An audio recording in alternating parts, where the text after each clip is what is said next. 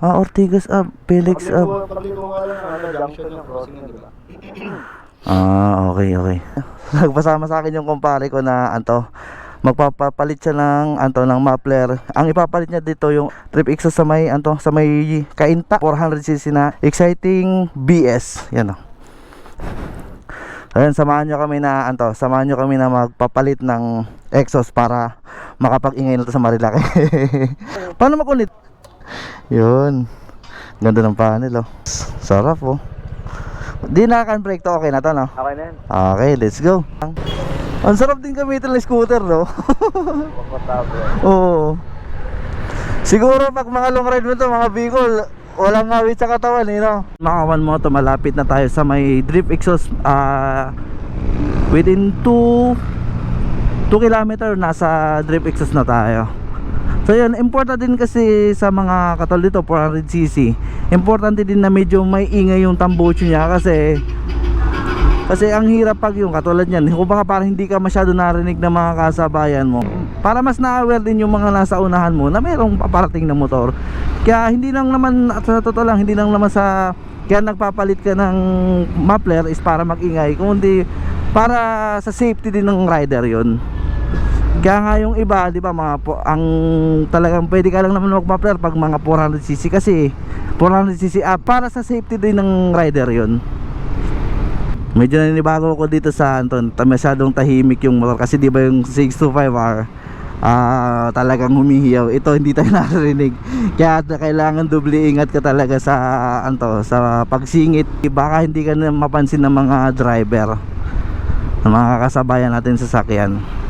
Sarap ihataw nitong nung exciting 400. Exciting BS 400. Gawa to ng ng Kimco. Ang bata pa ng odo ng Kimco na to, ng exciting na to. Nasa 1601 pa lang.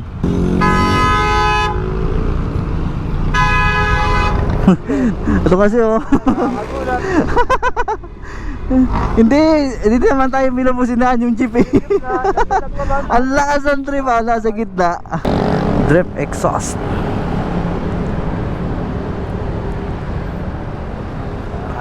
Yan oh. Ang ganda ng mga muffler dito. So yun guys, ito yung pipilian na exhaust. Ito isa, stainless lang siya. Itong isa boss, ano pagkakaiba nito? Yung bakal nito nung isa? Ito kasi imported to sa ibang bansa to. Ito gawa natin to.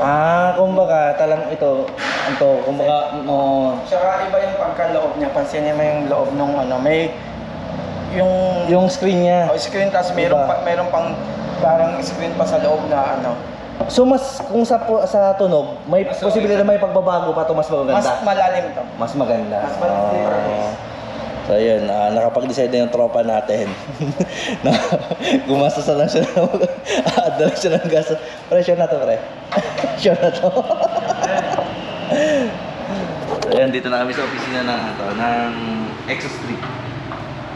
Yan, mamaya papasok na yung motor dun sa parang gawaan nila. Yun. Update ko yung mamaya pag ginagawa na yung motor. Chill muna kami dito kasi na-traffic kami. Yung gawa nila mga One Moto.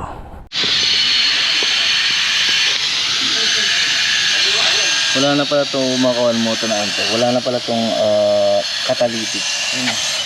Makikita nyo.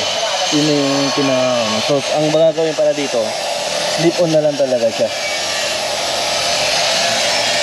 Kala ko kanina meron pa siyang catalytic. Akala ko papakatulita pero okay naman na.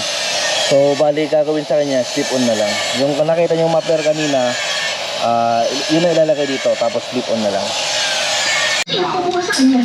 Hinanap niyo ba sa buong pinirahan ng nanay ko? Hinanap namin, miss. Pero hindi talaga namin makita. Nag-report na nga kami sa barangay. Kaso ayaw rin nilang maniwala sa kwento ko. Yun, tapos na, cold start na tayo. Yun, i-start pa.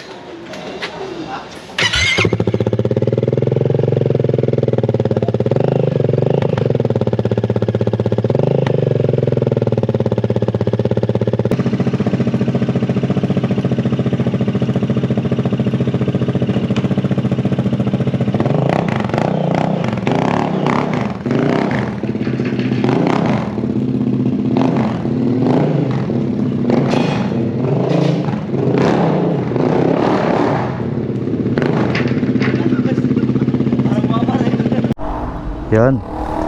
Let's go. Okay na pre? Okay. Gitna mo na lang pre, pahiga mo para di ka mahirapan. Yan. Okay na?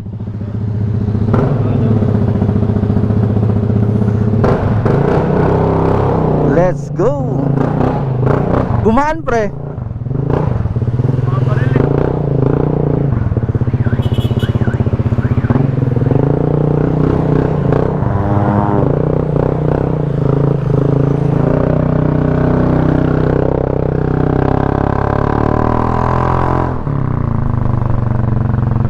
Oh, ganda ng tunog pre.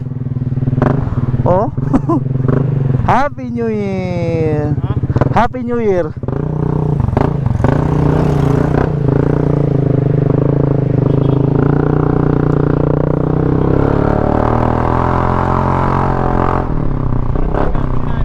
Sige pre.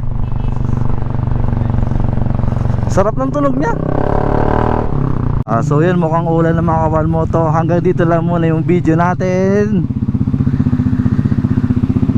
Peace out.